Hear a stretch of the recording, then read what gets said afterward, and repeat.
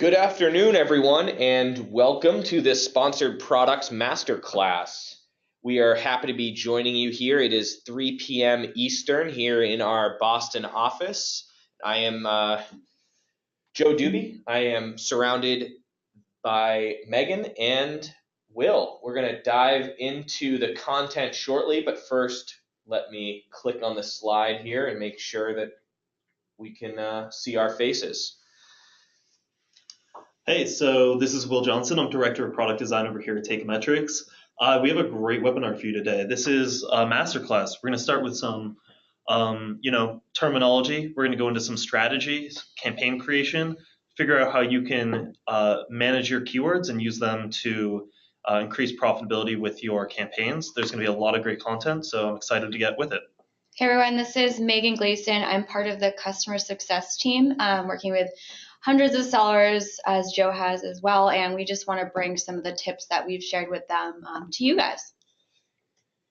So here's today's agenda, and as we dive into this, I want to invite everyone who's on the webinar today to write in your questions. So we have several of our team members here manning the questions. They'll be responding to you, and we'll be reading some of those out loud, so please do join in the conversation.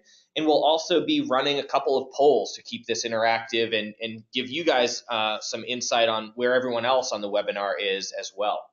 So first, we're going to talk about how sponsored product impacts your business, how you can achieve those goals through advertising, and then the majority of the presentation today will be hitting on number 3 and 4 here, the fundamentals of campaign creation, and then the fundamentals of keywords and search terms and how to optimize those campaigns going forward. So we're really going to give you an inside look at how we think about campaign creation and what we do with our sellers when they come on board with us in our taking advantage of our sponsored products optimizer software. So with that, let's dive in. How can sponsored products help your business achieve its goals? So we've talked about this before, and this is just an extremely powerful graphic up here, the flywheel effect. You really want to get into this virtual cycle of having increased exposure, lead to more sales, lead to a higher organic sales rank, and around you go.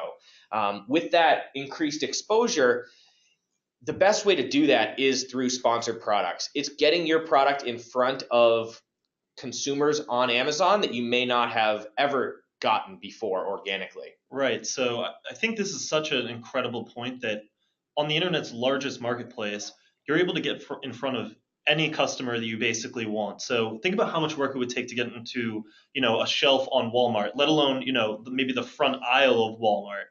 It's just impossible. So this is an amazing time for online sellers. And this sort of virtuous flywheel effect is exactly what you need to do in order to take your business, honestly, to the next level. So yeah, this is incredible. I think it's especially true for new products from any seller. If you're launching a product on Amazon, it's not going to have that organic ranking. And really to build that up, like Joe was saying, you need that sales velocity, and sponsored products is a great way to really, push that forward. Awesome. And we're going to dive into each of these objectives in more detail throughout the webinar today. But I wanted to get everyone sort of sense and a baseline knowledge here of what we'll be talking about and the terminology we'll be using. So here, this is how we think about the different phases in the product life cycle and how you can leverage sponsored products in these different phases of your business. So first, as Megan just talked about, product launch. So this is an extremely powerful way to supplement your product launch. You're going to be able to get way more eyeballs on your products if you're using this paid advertising tool within Amazon. It's driving new traffic, it's generating rank, and it's helping your overall listing because it's getting you sales that you may have never achieved just organically. Then the product moves into a growth phase, and in this phase, you've learned some things, you've gotten some data back from Amazon, and maybe you're spending still a little bit too much on sponsored products. You're not at that peak profitability phase yet, but you're still growing and trying to capture market share. And also that spend in that product launch phase isn't sustainable over time. So that's where the growth phase takes you into profitability. Yeah, that's a great point, Megan. A lot of sellers will be investing a lot at the beginning during a product launch into advertising. And it may be that your ACOS, and we'll get into specifically what all of these metrics mean, is just too high and it's not sustainable. So as you grow and move towards profitability, those metrics should come into line as you continue to optimize your campaigns. So once you do arrive at that profitable phase, you want to be extracting as many dollars out of Amazon as possible. You may have dozens or hundreds of reviews at this point. You may be on the first or second page organically, but you're still running advertising to get you those incremental sales. But typically in this phase, sellers want to see their efficiency much higher so that they've honed in on those top keywords that work for them. They know how to use the broad phrase exact and how to use automatic and manual campaigns. So this is really all about continuing to grow your product, but at a profitable rate.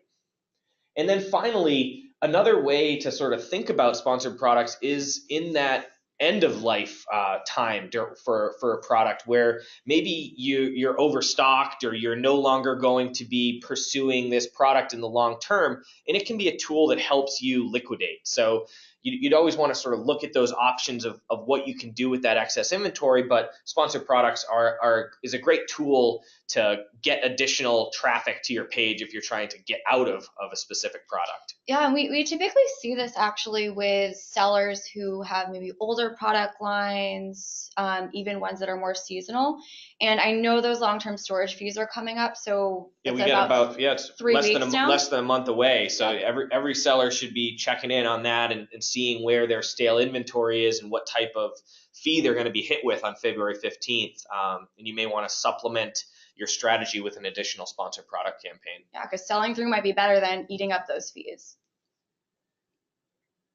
Awesome. And just want to get everyone here on the webinar on the same page and just go through quickly. We're not going to spend a lot of time on this terminology, but just so everyone understands what we're talking about, what these acronyms mean. So here you'll see us and hear us talk about impressions and clicks a lot. So an impression is any time your advertisement is ever on the page, and you're not paying for impressions. It's simply when your product is shown. So sponsored products is a pay per click model, or PPC, and you're paying for those clicks. So that's when someone clicks on the ad and ends up on your product page. The actual cost per click is often written down as CPC, cost per click. And that's what you end up actually paying. So that differs a little bit from your bid, because your bid is the maximum amount that you're willing to pay. And typically we see the actual cost per click in the 60% range of what your actual bid is. The next one is the CTR, or click-through rate. This is the clicks divided by impressions. And this gives some sense of relevancy. So of all those impressions, what percentage of people end up clicking on your ad? If you see that your click-through rate is really low, it may mean that that keyword product match isn't very strong. And then finally, the metric that gets the most airtime when we talk about sponsored products is ACOS, or ACOS, which is advertising cost of sale. And that's the amount of ad spend divided by the amount of attributed sales to the advertisements. So we'll be talking more about all of these throughout the webinar today. And just going a step further into the structure of what sponsored products looks like. So at the highest level, you have campaigns. That's the largest umbrella, and that's how you organize all of your advertising in sponsored products into a campaign. And there's two types. There's automatic and manual. And we're going to get into what the difference is of those later on in the webinar. Underneath a campaign is an ad group that allows you to further classify your products and organize your campaigns. On the automatic side, the ad group is the level at which you'll make your bid. An ad, in sponsored products world, an ad is simply a SKU. So when you don't get any sort of say into the copy or what the ad looks like, it's simply going to be the image of your product, the title, the price, and I believe the reviews get shown as well. And just as a note, you're only eligible for impressions when your SKU is in the buy box. So if you are a reseller and you're competing with multiple other sellers on the same listing, if you're running a sponsored products campaign and you're not in the buy box, you won't be charged for any clicks because you're not even eligible for impressions. A lot of sellers ask us a lot as well, will my ad be running if I'm out of stock? And that's no, because you're not eligible for the buy box there. So yeah, great point. Yeah, so you don't have to worry about pausing or adjusting campaigns if you go out of stock. You're automatically not going to be serving advertisements. And then keyword and search terms. So these are the lowest level when we go through this entire structure. A keyword is something that you're going to select and you're going to place in your manual campaigns. A search term is what is actually entered into the search bar on Amazon by a customer. So the difference there is that a broad keyword may have dozens, hundreds, or thousands of customer search terms that get mapped back to that keyword. So a keyword is something you create, you bid on. The search term is what's actually being entered by customers on Amazon. And we see a lot of sellers kind of mix this up almost. And it's really good to know and define, the keyword versus the search term. And even mapping out this hierarchy, that's going to actually really help you with the next couple of slides we have on campaign creation. Awesome. So let's dive in, Megan. And what we want to do here is we'll start with a poll, and then we're going to give you that sort of, like I said, backstage access to what we do and the best practices for setting up campaigns. So let's first kick off poll number 1. So what we're asking here is how long you've been using sponsored products to advertise on Amazon. We're curious to see, how many of you have been there year plus, 2 years plus, and then how many of you are relatively new and haven't started using sponsored products yet. If you've been here for 2 years plus, you're a veteran at this point, I think. Yeah, there's always something to learn. Yeah, and it's obviously we've seen a ton of changes over the past couple of years. We've been working directly in Seller Central, and we're making those manual updates, and then have seen it grow and continue to have more sellers come online. So it's very different of a landscape than it was back in 2015 and 2016. It's amazing. Yeah.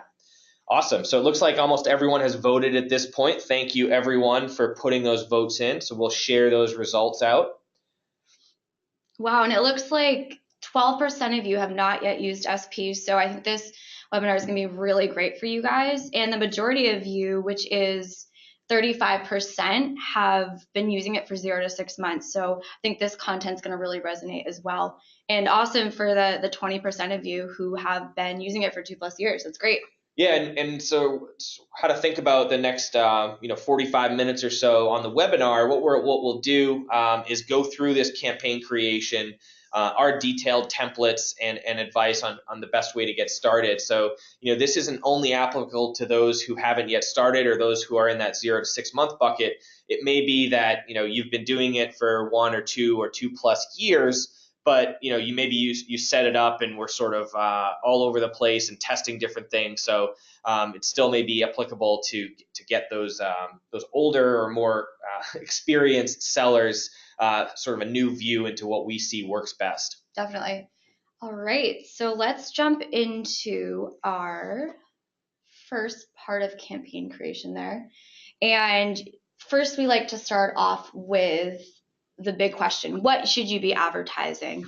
And if you have a relatively large portfolio, this could be overwhelming. However, we definitely recommend starting with all your products, not just your best sellers, not just your new products. We definitely recommend using all of them in campaigns and actually letting them run and using the data from there to decide, hey, maybe some of these don't make sense. And of course, this is going to differ from seller to seller, depending on your business model there, even margin as well. Maybe it doesn't make sense to run those. So definitely, keep that in mind when you're putting together your campaigns. All right, so now that you've determined what you're going to be advertising, we need to start with creating that campaign structure. So Joe mentioned that umbrella, which was the campaign. Another way to think about it is a website navigation bar. That campaign is going to be that top bar, and we're going to work our way to organizing it and creating that drop down. So first, we want to start off with grouping similar products, and this is going to be the first step to really classifying your product. So you want to be looking at what kind of product type it is. You can even determine if you want to group them by product line or style. So this is pretty common with the parent SKU if you have a variation. For clothing and shoe sellers, this is going to be good because you can put together all your products, say that one shoe that has different sizes and different colors. Yeah, I mean, this just to add a little color to this one, there's not going to be a one size fits all. So that's why we sort of have outlined the 3 different methods here, and it really depends on how granular you want to get and how much control versus it's always a balance of having the ultimate fine-tooth comb and having a ton of control versus the management costs, right? If you have so many campaigns that you can't even keep track of, it's sort of counterproductive. But on the other end, if you just have 1 or 2 campaigns for all of your products, it's probably not at the level at which you can optimize. And also keep in mind, Amazon is a search engine, so you want to put yourself in your customer's shoes. How would they find your products? That's a really good way to start out classifying them. All right. So this is really exciting because this is a tool or a template, I should say, that Joe and I use with a lot of the sellers in campaign creation who come to us at Teikametrics, and we want to really help you guys get organized here. So being able to really map out your products here, being able to keep in mind that campaign structure. So we can base it on category. We also want to look at margin, which is really important, especially when it comes to that profitability phase. Your business objective, whether it's a product launch or in the growth phase. And then also we're going to help you out with that subcategory, which is going to determine ad group. And what we'll do is share a link with everybody in a couple of slides that's going to give you a link to this template so that you can download it and use it as you begin to create your own campaigns. And we're going to get into each of these categories momentarily. I find that it saves a lot of time to visually use this template, and some sellers may know that hierarchy already in their head, but I think for scalability reasons, that template's going to really help out. Yeah, and we'll sort of get into how it transitions to actually creating the campaigns and how it makes that step a lot easier. So as you can see in our campaign creation template, we're grouping those similar products together by either product type, product line, or parent SKU, as you can see in column C. Great. All right, so next we also want to start further classifying by margin, and this is going to be your adjusted gross margin, keeping in mind FBA fees, even advertising costs. This is going to be huge, like I mentioned, with that profitability stage. And also keeping in mind business objective, just because at the campaign level, you want to be able to control budget based on ones that share those similar objectives. Yeah, I mean, that's so important where you're not just putting in a whole bunch of different products. Maybe you're launching some are more mature, some are towards the end of life. If they're all in the same campaign, it's going to be really difficult to optimize because they all have different goals and you're trying to spend different amounts on them. So by breaking it out, not just by the type of product, but also by the objective, you're going to be able to make those adjustments a lot easier and really drive towards your goals. So would you say that if I had 2 pairs of, let's say, high top sneakers that I was selling, one of which was a size 7, which was selling really well, and then I had another one that was a size 14, which maybe wasn't selling that well, would I keep those in the same campaign and ad group, or would I separate those into different campaigns because of their objectives? Yeah. Joe, you want to take it away? Yeah, so that's an interesting one. So with apparel and footwear and things like that, where they're all children on the same parent page, that ad is going to drive people to the page where they can then select their size. So to me, if I'm driving traffic to a page where there's multiple products, whether it be different size or different style or pack size, I would put those all in the same ad group. But the difference, I think, and what you could test with, and this is sort of outside the sponsored product scope, is if there are different variations that aren't performing as well, you may want to test with price there and try to use that as a lever to help liquidate some of the overstocked items. Yeah, definitely. Interesting.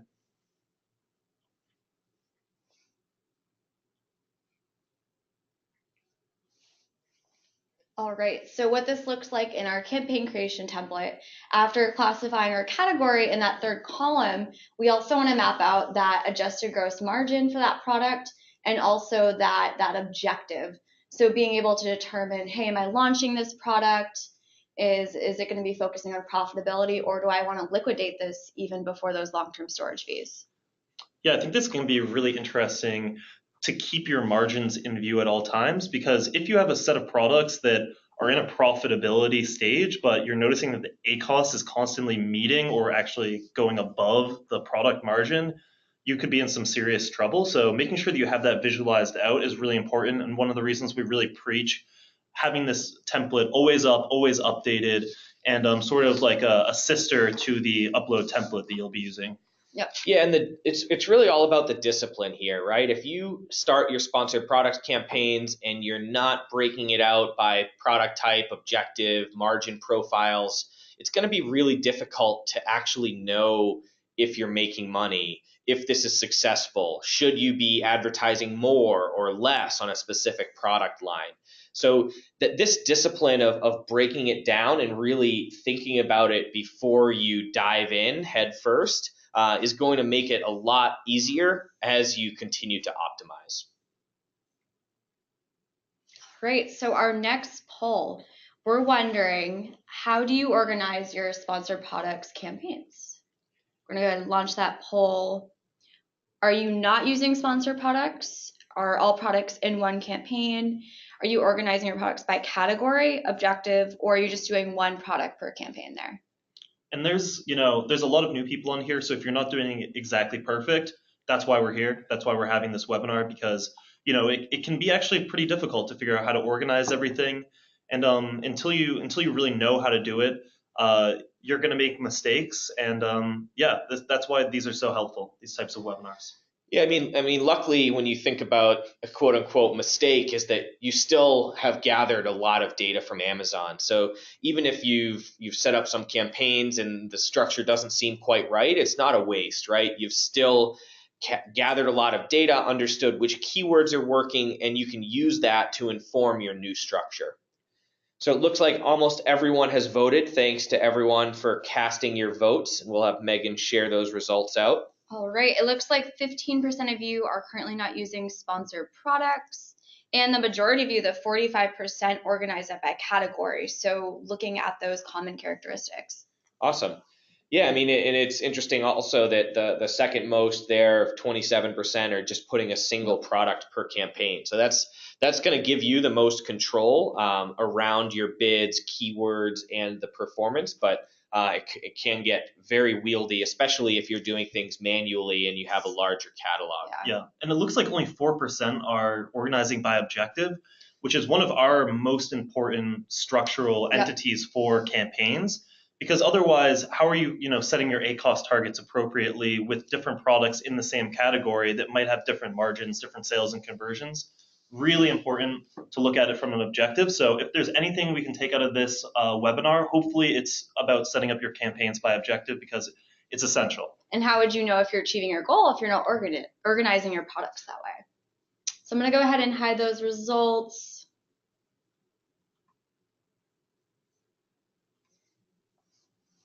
Awesome. So we're on to step 4 here. So we've talked about organizing your catalog into campaigns, what that looks like. So then the next level down is ad group. So further looking at that website navigation bar to give a visual, now we want to do those drop downs, and looking at that hierarchy, it might be a little difficult for some sellers out there to further subcategorize those SKUs. You can look at things such as style, size, and even audience. And what you want to be doing is looking for how customers are finding your products here. So maybe they're looking at style for pillows, for example. Maybe they want to look at those certain attributes that they really, really favor in that product. So maybe they're looking at down pillows versus feather. And a good way to actually find out those subcategories is looking at the category listing report and looking at that most specific browse node. That's going to help you kind of guide your decision on how to classify those products. Yeah, and another point here is if you do have a smaller catalog or it's just a smaller category, it's completely fine to just have a single ad group under the campaign. But I would still be disciplined around the naming convention. So, avoid just leaving it at the default ad group 1. We see that a lot, and it just makes things more difficult for you down the line because you may not know exactly what's in that ad group 1 if you're using that same nomenclature across the board. You're three slides ahead, Joe. Oh, I'm so sorry. Just get too excited about this stuff. The naming conventions. And what that looks like in our categorization template is breaking out that general category. For example, that first product, pillows, we're going to break that down to memory foam pillow. And that would just be called the memory foam ad group there. Yeah, so you can sort of follow this from left to right? We have our SKUs, we have our names, we broke it down into that larger category, input our margin and our objective, and now we're just doing a subcategory within that larger pillows category. We have 2 different ad groups. One is memory foam, the other is feather pillow. So it just gives us some more granularity and makes it more efficient to set up those keywords into those ad groups. So next, we want to further define the 2 different types of campaigns that Joe mentioned earlier in the webinar, and those are automatic and manual. And they both have, really, really strong benefits. So automatic, what the automatic campaign does is there's no keywords, but it's running against your listings. Still be things such as your titles, your bullet points. So this is really important where optimizing your listings and taking that time will really help those automatic campaigns run well. Yeah, one thing we do see sometimes is that sellers will get their sponsored products campaigns up and running before their listing is good and ready to go. And that can cause you to spend a lot, and maybe you'll sour on the idea of advertising because it looks like it's just really expensive with no benefit. But that just may be because you haven't put the time in to optimize the listing yet. So we always encourage spend that time before you're driving traffic paid to the page. Optimize your title. Make sure your images look good. Make sure you have a competitive price. You don't want to be driving and paying for traffic if it's not going to be converting. It's ultimately going to hurt your sales rank too. Absolutely. And next we have manual. So this is, like Joe said, you're able to add those keywords and you get to be a lot more targeted with the bids and also those match types. And you can really double down on what's working well. So we'll really go over that strategy there.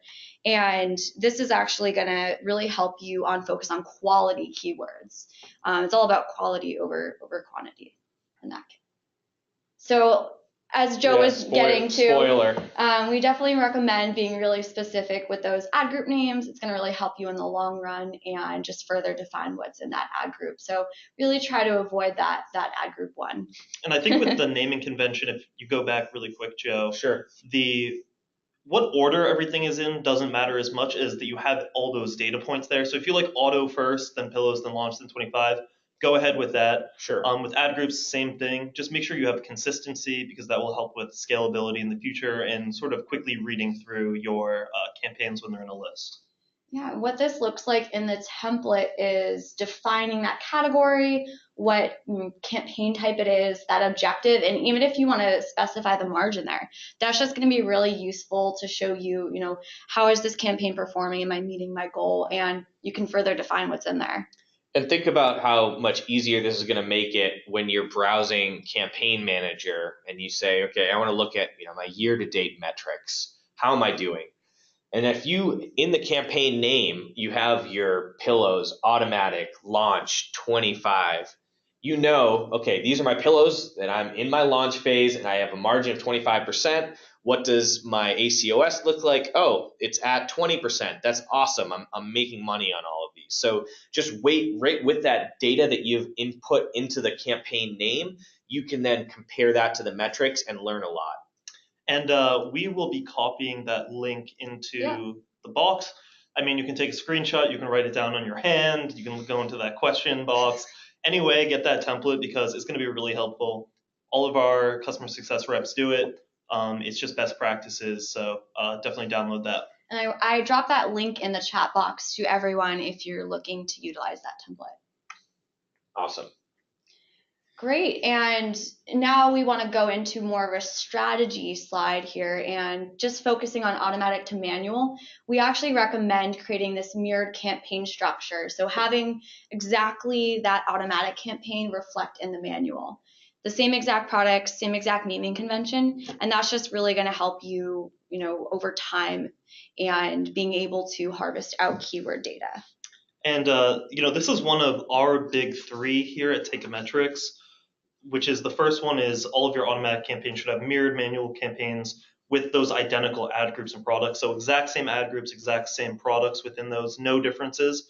But this is one of the big ones that we preach. So make sure to have this set up. And Joe, if they have existing campaigns, we talked about some of those sellers who've been using sponsored products for a couple of years now. Right. What do you recommend with those existing ones? Yeah, so I would be cautious around turning something off and trying to start from scratch right away.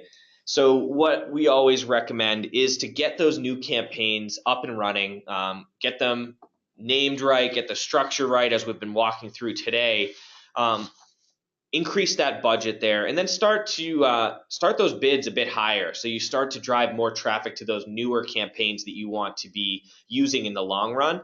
But don't cut off those older campaigns too early because you don't want to really impact sales right away. Look at that data. I mean, you can know if you can turn off your old ones by how is your conversion rate, how are your sales looking, how's your ACOS compared across everything. And at that point, then you might feel like you're comfortable to transition. And you won't be competing against yourself. A lot of sellers do get concerned about that, but that won't really impact those ads. Yeah, Amazon is going to enter you into the auction a single time. So they'll take that most competitive bid where you're going to be most likely to win the most traffic and enter you once into the auction. So you're not having multiple entries bidding yourself up. So this mirrored campaign structure is really going to set you up for this explore and exploit strategy. We went over the benefits of the automatic campaigns, and you're able to really invest in customer search terms and what they're actually searching and finding your products and converting on. So listen to your customers, and you can actually exploit the search term data into the manual campaigns.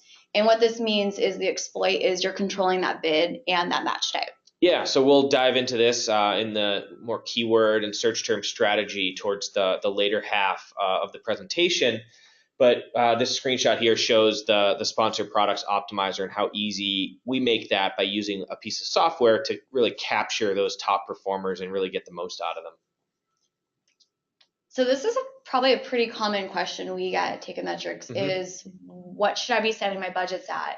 What's the amount? And ultimately, it's really going to depend on what you're comfortable with, especially starting out. Start low and let those ads run and adjust based on that performance.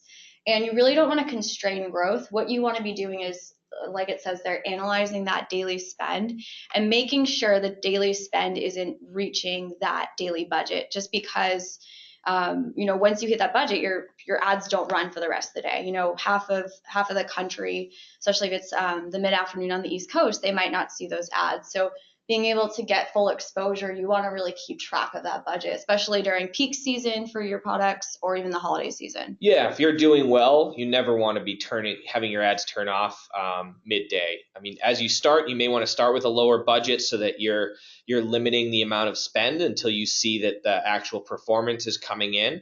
And do keep in mind there's going to be a couple-day lag there on the sales reporting. So don't be nervous if you're just getting started and you see $10, $20 of spend with no sales. It's going to take a couple days for that to be reported back to you. But exactly to Megan's point, if your campaigns are more mature, they're working, and your ACOS is underneath your target, never let that budget get in your way. And if you're finding if one particular SKU is really taking about that budget, separate that out in its own campaign just so you can have those other ads run as well. Yeah, that's a great point. So Amazon is going to match the product that it believes is most likely to convert. So if you have a product that does a lot better than others in the same ad group, that may get 90+% of the impressions and clicks. So if you move that out into its own ad group, an own campaign, and then you're focusing just on those products that may not sell as well, they're going to get more impressions and clicks. Great.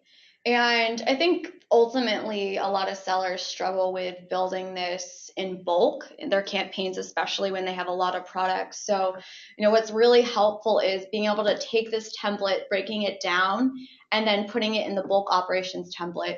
So rather than creating this manually in Seller Central, we recommend going under the bulk operations tab in Campaign Manager, downloading the bulk file template and breaking this out. Because ultimately, this is going to help you with that explore and exploit structure. Yeah, I mean, and this is basically showing you why we're telling you to use this organizational template and why we've walked through it in detail is because it translates so well into your bulk operations template where you can, in Excel, create the campaign structure, use the copy and paste and all the great functions that we love about Excel, upload that into Seller Central, and you don't have to spend all day clicking around in Campaign Manager and trying to remember, what did I name this? Which SKU is in this campaign? That's just a real pain. Even if I only have a couple of products, I still use the bulk operations template because it allows me to view it all in one Excel sheet and upload it, and within 30 seconds, my work is done. Yeah, minimize the time you have to do this with this bulk file and scale your business. And is this just for uploading new campaigns, or is this for editing existing ones? No, you can upload or edit. So the advantage here is that download of the bulk file, you can make edits to your bid amounts, to being enabled or paused, upload that back in, and those edits take effect immediately. And what about like doubling up of campaigns? If I upload the same thing, will it create another campaign? No, it will. If it's the same campaign, it's not going to create a new one. Okay, so it'll be able to tell that by the campaign name? Right. As long as it's a different name. So if you're creating the manual counterpart, you can really just do the control find replace auto with manual, and you have that new campaign now. Yeah. Cool. Wanted to take a quick pause. Are there any questions that have been coming in, Will? Let's see. Yeah, we can take a look through those and see if we can answer some questions as we put this all together. So we'll walk through this summary here, take some questions, and then dive into the second part of the presentation. So I think, yeah, we have one question here. Let's see. Oh, it might have just been answered on by somebody. So someone talked about, will we be talking about bid strategy? Yes, definitely we'll be talking about bid strategy later. And what is a good bid amount? That is a really good question. Joe, you can take that. Yeah, sure. So on the bidding side of things, what I recommend is if you're just getting started, I would start somewhere in that range that Amazon offers. So they have a suggested bid range. It shows you the 25th to the 75th percentile there, where those bids of the winning, what it takes to be a winning bid for that keyword. And by starting in that range, it's going to guarantee that you at least get some traffic. Because if you start off too low, you're never going to collect any data and know what actually works for you. So what I recommend doing on the bidding side is starting more aggressive. Get up towards that higher end of the Amazon suggested range. Let it run for a week or two and see what type of performance you're getting. If it's working, continue to bid it up and get more impressions and clicks there. If it's not working, try to scale that back. But yeah, I mean, I think the best way to get started is at least put yourself in that range so you can guarantee getting some impressions or clicks. Yeah, definitely a good starting place there. And just to put it all together, like the slide says, just a recap of the steps, we want to make sure that we're picking the right products and grouping them appropriately to get them ready for campaign creation. And to build out that hierarchy, we're going to classify our products. We're also going to use business objective and your adjusted gross margin. And then to create those ad groups underneath, we're going to subcategorize products to get more specific on those attributes. We're going to have that great naming convention. So Joe, no ad group 1. Right, and that naming convention again includes what's in that. What type of is it automatic? Is it manual? What is your margin? What's your objective? Putting it all there in the campaign name in step 5 is so important. It makes it so much easier on yourself down the line. It's also really overlooked. So really take your time on this. Make sure it's scalable for your business. And then create a mirrored campaign structure. This is that explore and exploit strategy with the auto and manual for all your products. Establishing campaign budgets, like we said, start low and work up based on performance. and then creating your campaigns in bulk with that bulk operations file. Use that campaign template we sent through the chat box, utilize that to organize it, and then move that information into that bulk file to build out that campaign structure. It looks like a lot of stuff here. I mean, there's 8 steps, but if you look, the campaign template itself is super simple, and that really takes into account pretty much everything here. So just get comfortable with that template, and you'll be well on your way to creating amazing campaigns. Yeah. Great. So just to go off our checklist, we're going to make sure that each product has the same margin and objective. So profitability, launch, even liquidation, if you're getting ready for long-term storage fees. We want to make sure ad groups are good to go, further classifying those products, and then having that mirrored campaign structure. So identical naming conventions will really help you in the long run. This is probably the most important slide of this entire presentation. These are by far the most important things you should be doing with your campaigns. Take screenshots, remember this information, make sure that this is done, because as long as you're doing this, you are going to have great campaigns. And if you're ever working with us in the future, this is the first thing we ask you, is if you have these 3 campaign structure, organizational things in place. So make sure to set this stuff up, remember it, and yeah, you'll do great. Awesome. Great. So I think this is probably one of the most commonly asked questions besides budgets. How do I identify what my ACOS should be? What's a common ACOS? And really, this is going to depend on your objectives and your adjusted gross margins. Just because all products are different, there's not one cookie cutter ACOS for those products. Joe, looks like you want to talk.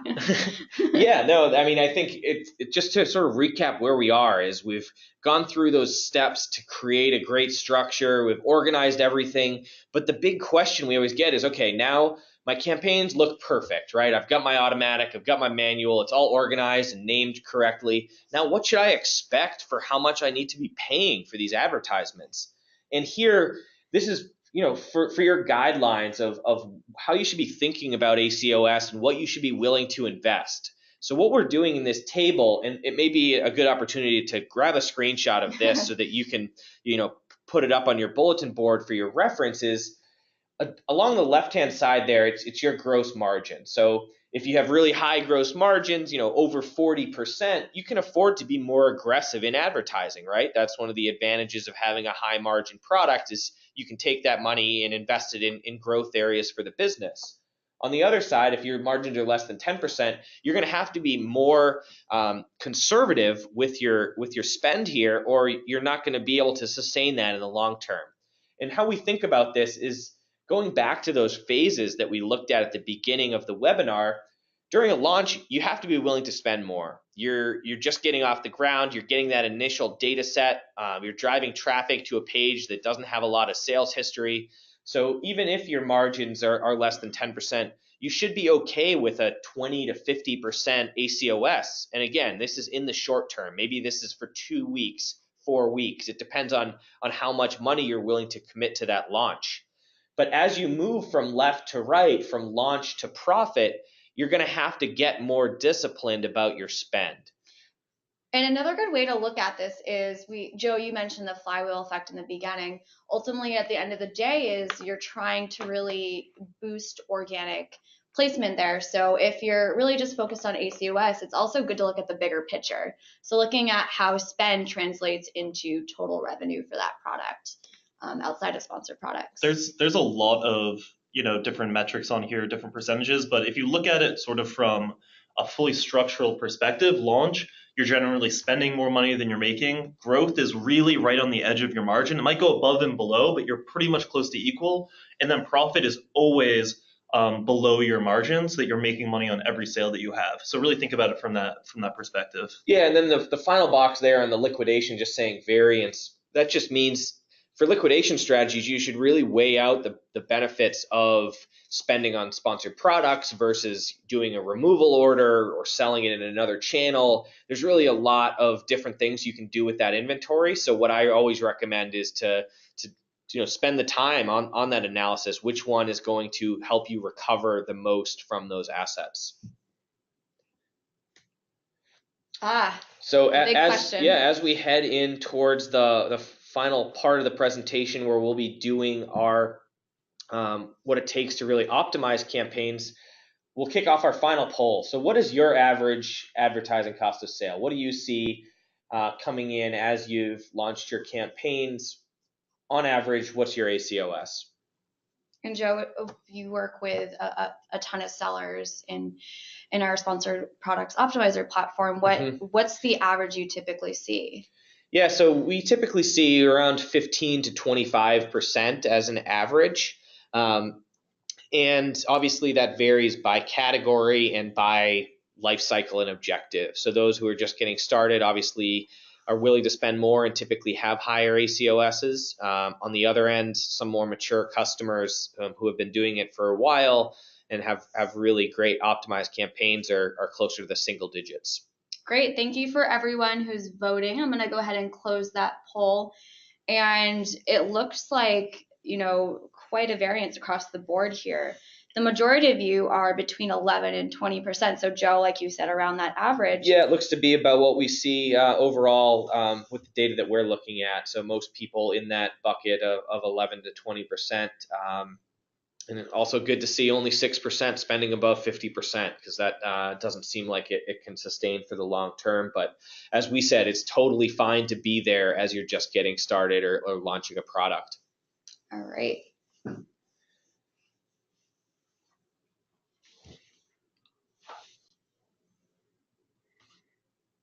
So keep the questions coming in. We have team members answering those, and we'll be doing some live Q&A here shortly. And looks like we have about 15 minutes left. So we'll be diving into keywords and search terms and how to think about optimizing your campaigns now that you've got them set up correctly. So step one here is going to be reducing inefficiencies. So this is a cutout from the customer search term report. And what this looks at is every one of those search terms that you are getting impressions on and how much you've spent on it, what your average cost per click is, what that ACOS is. And then on the far right, you see sales. So I'm sure a lot of you are very familiar with this report. It's the most important report to be looking at once your campaigns are up and running and you want to be making optimizations. So here, what negative keywords will do is stop the spend on a specific search term. So if you find that you're spending something on something that's not delivering sales, you want to stop doing that, right? That's a waste of money. So it could be that it's not a relevant term. It could be that people are searching for a specific brand name and not your product, and they're landing on your product page. You're paying for that click, but not capturing the sale. So what we see here is that in this women's raincoat ad group, we find that the customer search term rain poncho has cost us $71.40 and has had 204 clicks and has had 0 orders. So that's telling me those people are looking for a different type of product. And if I add rain poncho as a negative keyword, that's going to stop that spend and that's going to save me money. So we typically, we'll pull down these reports or take a look with sellers when they first onboard with us in terms of the amount of wasted spend. And we've seen thousands and thousands of dollars going towards terms that aren't resulting in sales. So that's an automatic, you need to be doing this every week, every 2 weeks, pulling down this customer search term data, seeing where you have spend and clicks without having a sale. So I would be cautious around turning things off too early, but if they have dozens or hundreds of clicks without a sale or just a single sale here and there, I would be comfortable turning that off and using negative keywords. And in a search term report, it covers a 60-day period. So like Joe said, to let it run long enough, looking at the first day and last day of impressions is going to be a really big indicator to see has it been running long enough there. Yeah, and you can see this one where rain poncho is. It looks like the last day of impression was 120 when the rest of these are running through February. So it looks like that one was already turned off. So when you're looking for new suggestions on negative keywords, filter that on the most recent date of last impression so you see what is currently still costing you money. And Joe, where do you see negative keywords most effective? What campaign type? I use them both in automatic and manual campaigns. So some sellers will just use them on the automatic side, but I see there's a huge success on the manual side as well, because broad keywords can be served to dozens or hundreds of search terms. So in this example with rain jackets for men as the search term being keyed against that rain jackets broad keyword, if I look back at the ad group name in this example, it comes from the children's raincoats ad group. So those people who typed in rain jackets for men, I don't want those customers to see this product because it's not a men's raincoat, it's a child's raincoat. So in this case, by adding a negative keyword in this manual campaign, I'm going to improve the overall performance of that broad rain jackets keyword. So rather than stopping the spend on that entire keyword, I can negate out a specific string of text. It's going to make the performance overall better. And I've seen some sellers go ahead and pause keywords where they've seen it just not running really efficiently. Yeah. And they're cutting out all potentially really high performing search terms there. So it's great to use it in the manual. Yeah, that's exactly right. Before you're pausing keywords altogether, download this search term report and look at every single search term that's keyed against that keyword, because it may just be a couple of bad actors that are costing you a lot of money, and there's actually some gold in there. So just a quick look at what this actually looks like in the Sponsored Products Optimizer. So in our software, rather than having to download the search term report into Excel and do all of those filters, what we'll show you each week is that list of search terms that's generating spend without those sales. And we're going to make it as easy as 2 clicks of the mouse where you can select that box, hit make changes, and it's created as a negative keyword. So if you don't want to be spending hours and hours in Excel each week, the software makes it a lot simpler. And we're finding that this type of keyword action is best done on a weekly basis, like you said. Yep. You're not seeing a whole lot of new search term data, especially because of that attribution window there. So step 2, so we've cut out the waste. Step 2, and we've talked about this at the beginning when we were setting up those campaign structures, but now it's like, why did we do that, right? Why did we set up that automatic in the manual? And it's so that we can capture those top performers. Think about harvesting out those best keywords. And when we go back to the fundamentals, on the automatic side, you just have a single bid at the entire ad group level. So there can be thousands of search terms that are served up against that ad group, but you can't adjust bid on one specific search term because there are no keywords on the automatic side.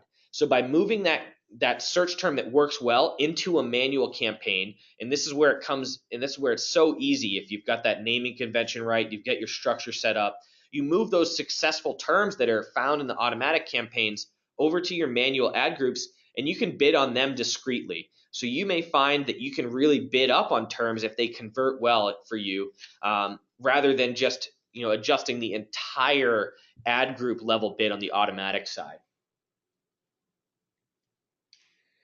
So here's an example from the search term report where you can see that there's a couple search terms that we've highlighted here that are coming from an automatic campaign. We know that because of the campaign name and because the keyword is just an asterisk there. But you can see that the ACOS on that top example was 7%. On the bottom example, it's less than 1%. So in those cases, I don't want to risk not showing up for those keywords because they've worked so well for me. So by seeing where my automatic campaign performs the best, looking at this data and moving it over to manual, I can get more out of those words and ensure that I'm not missing out on any traffic. And again, going back to the software and how it makes it a lot easier, what we're going to do is each week show you those search terms that have had multiple conversions on from your automatic campaigns, give you a drop down on the selecting your target ad group, and as you select the corresponding manual campaign and ad group, hit make changes. That then creates a phrase match keyword over on the manual side. So it's as easy as that. We're looking and monitoring for you what are those top performers and how can I quickly move them over to manual campaigns. So we've cut out the waste with negatives. We've picked out our top performers from our automatic, moved them over to manual, but the work doesn't end there, right? Within manual, you still have 3 different match types: broad, phrase, and exact. And as you move from broad to phrase to exact, you're going to be bidding on fewer search terms. So with a broad keyword, there can be, as I've said, thousands of search terms that hit against that because it can be any of those words in any order with any other words. But as you get to an exact match keyword, it's just that string. It's going to include common misspellings and plural versions, but you can bid on black women's raincoat, just that term, rather than the broad term of raincoat, which is going to have men's, women's, children's, black, white. It's going to have all of those different variations in there. So by going from broad to phrase to exact, it's allowing you to bid discreetly on a single search term. And based on the performance, you can really adjust that bid up or down. So if something works really well for you, you want to bid just on that search term, that exact thing that's being entered into the search bar. And as you get more and more specific, there's going to be less and less competition because you may be able to raise your bids higher and higher because you know the exact performance of that string. And exactly is almost exact. Right. The joke there. Right. It's not quite exact because it does include those common misspellings in the plural or singular versions. And we recommend, as you're refining those match types there, to keep that original one that was running, because if it was able to find that high performing opportunity that you refined into that more specific match type, you want to keep that running and not cut that off. And then just going through this one last example, what does this look like? So we may have the broad term North Face raincoat, but we find that the search term served against that broad term is North Face men's raincoat. So you can see an additional word added in there. And that's performed really well, has an 8% ACOS, has generated $400 in sales. So I would recommend making that longer tail search term, that North Face men's raincoat, into a phrase or an exact match keyword because it's proven to work well and you want to show up if someone types that in. On the other side, the other example here, rather than just the broad term Patagonia, the term Patagonia rain jacket has resulted in $400 in sales at an ACOS of 5.5%. So again, by looking and seeing what those search terms are that are served up against your broad or phrase keywords, they're going to give you examples to refine that match type and get more specific. We have actually a really great question from Mark, who is asking, why should you go from the automatic to manual as a phrase match type instead of auto to exact, since you know exactly what they're searching for? Yeah, and you can do either. I recommend moving. I sort of view the automatic campaign as a broad sort of net, and my next step is to go to phrase, and then from phrase to go to exact. But you can certainly go right into the exact match if you have enough data and are confident in that. The risk there is that if it's too exact, quote unquote, you're not going to get a ton of impressions or clicks. So I like to give myself the opportunity to learn a little bit more and have people sort of enter in a qualifier before or after that phrase. So you can certainly still have that keyword as a phrase and exact. Yep, absolutely. So again, just a quick screenshot of what this process looks like in the Sponsored Products Optimizer is we're going to show you, okay, for the middle example here, the phrase term kid raincoat, we actually saw that the search term that resulted in 2 sales was small kid raincoat. So by clicking that box, hitting make changes, it goes ahead and creates that new exact match keyword in that same ad group while leaving the phrase continue to run and generating new ideas for you. And a lot of these keywords that you're finding, search terms that are working well for your products, this is actually great to even migrate to the front end of your product listings, the back end keywords, product titles. Yeah, great point, Megan. I mean, I think you never want it to live in isolation, right? If something's working well for you in sponsored products, move it over and have it help you boost your organic listing as well. So let's bring it all together, and then we'll leave a few minutes at the end for questions. So the whole first half of the presentation, we walked through what that template looked like, how you should think about organizing your products and your catalog into nicely structured campaigns, ad groups with a great naming convention. But then once that work is all done, you still have to be going in each week and making adjustments. So here, use that automatic and manual to get that explore and exploit strategy where you're using the automatic campaign to generate new keywords for you. Reduce your wasted ad spend through negative keywords. As we talked about, they're super powerful. They can cut out waste, and they should be used both for automatic and manual campaigns. The next, number 3 here, refine that keyword targeting to become more competitive and reduce inefficiencies. If you know exactly what that string is that works well, bid on that exact keyword and get aggressive. And then when we think about the bidding, we've talked a little bit about that, but be aggressive on bids at the beginning. Learn and see what works well. And then if something's working well for you, make sure it's not underfunded. Make sure you're bidding high enough that you're getting enough traffic and not missing out on anything. That's especially true for those new campaigns to get Right. that data. Absolutely. And then as we walked through, use that bulk report. I mean, not only in setting up your campaigns, but also in making adjustments to bids and making adding in new keywords and making adjustments to your budgets or the status of the campaign. I mean, I highly recommend doing it that way rather than clicking around in Campaign Manager and wasting time. Right, awesome. We actually got a great question from Kevin. Why raise the bid if the phrase match type works? Better accuracy means you could bid less as competition is not as many. So why raise it on those keywords if you find it working efficiently? Yeah, I mean, it just gets to, you want to be showing up and you don't want to miss out if the competition is also bidding. So if you know something works for you, there's no harm in starting out with a higher bid, because it's more of like an insurance policy to say, I want to continue to show up here and not miss out. Just because you have a higher bid doesn't necessarily mean you'll pay a higher price, right? It's an auction. So if there's not a ton of competition there, or you find that you may have a $2 bid, but you're only paying 50 cents, that's fine. I mean, I view that initial bid as more of a insurance policy and seeing it as a way to ensure you're getting some impressions and clicks. And one more quick question. Gabriel is asking, what's a good time frame to measure if your campaigns are working or not? Is it 6 months? Is it a year?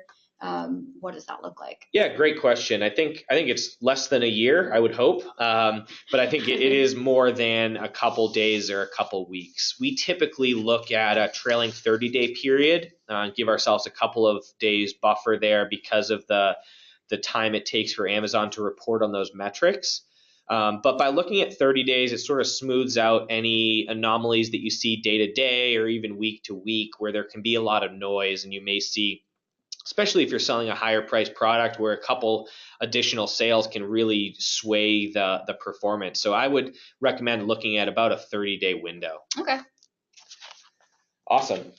So it looks like we're just about at 4 o'clock. So thanks everyone for joining us today. We're going to leave you with a couple of links. So this first one is a link here to our website. So this is going to give you a free demo. So if you're interested in the strategy that we talked about today and saw some of those screenshots, if you go to Teikametrics.com and click that request a demo button, we'll get you connected with someone on our team so you can take a look with your real data at what we would recommend right off the bat making to any changes we would recommend making to your keyword strategy. All right, yeah. So thank you guys, everyone, for joining. I hope this was really informative, and we, ultimately make a huge impact on your sponsored products campaigns. If you have any questions at all, don't hesitate to reach out to our customer success team. And of course, if you want to get a free demo of our sponsored products optimizer, you're more than welcome to. We'd love for you to join the Teikametrics family. Thanks everyone. Thanks everyone. Have a great rest of your day.